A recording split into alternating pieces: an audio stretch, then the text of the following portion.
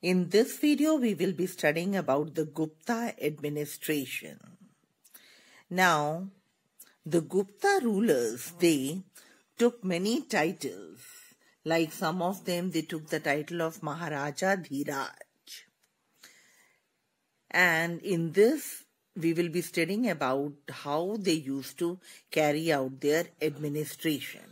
So children, the Gupta period, as we all already know, that it is known as the golden period of the Indian history. So the administration, it was also carried on in a very efficient way. Now the empire, it was divided into provinces. Provinces, they were further divided into districts. Then I have already told you that the empire, it was divided into provinces into districts, okay? And the district councils, it helped the provincial governors, okay? So, provinces, they were known as bhuktis, and the districts, they were known as vishyas. Okay. Now, children, each district, it was further divided into villages, and they were known as gramas. Okay.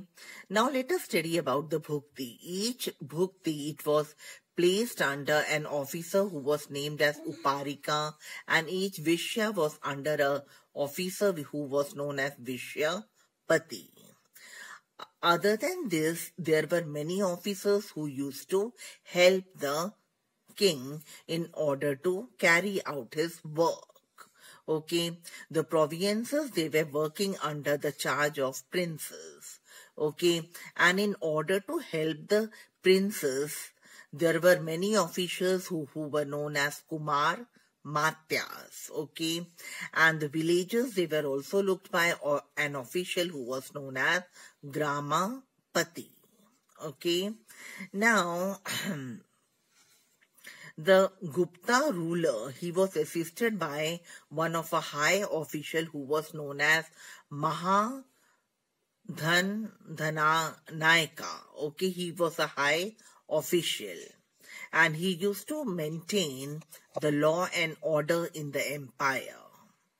Then,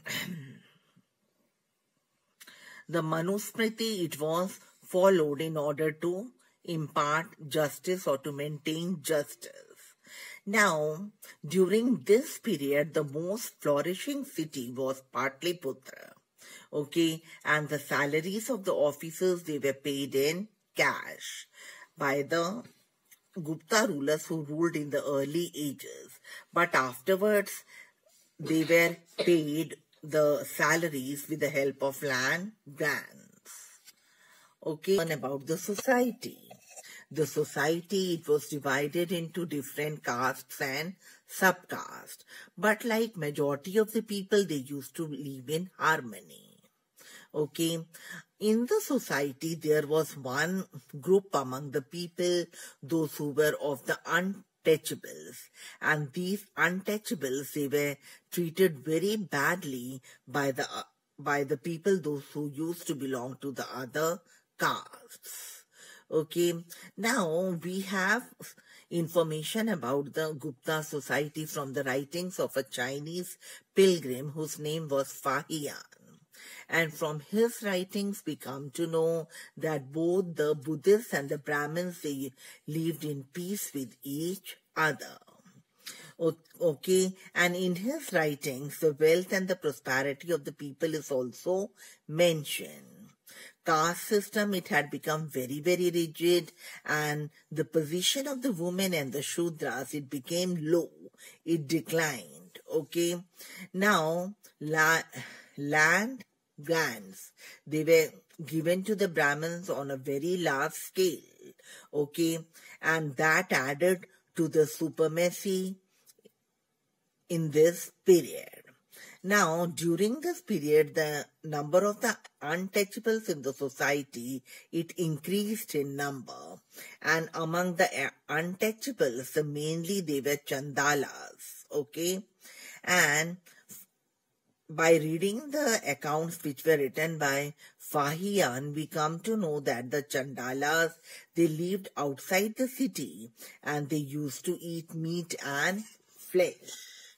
Okay, now the people, those who belong to the upper caste, they used to maintain a distance from this Chandalas, or the people, those who belong to the low caste or untouchables, because they always feared that if they would come in contact with them, they would be polluted. Okay, now child marriage and the practice of sati, it also prevailed during this period, or it was also present during this period.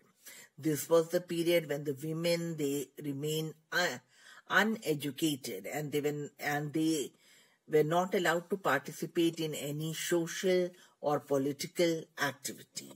Thank you. Have a nice day.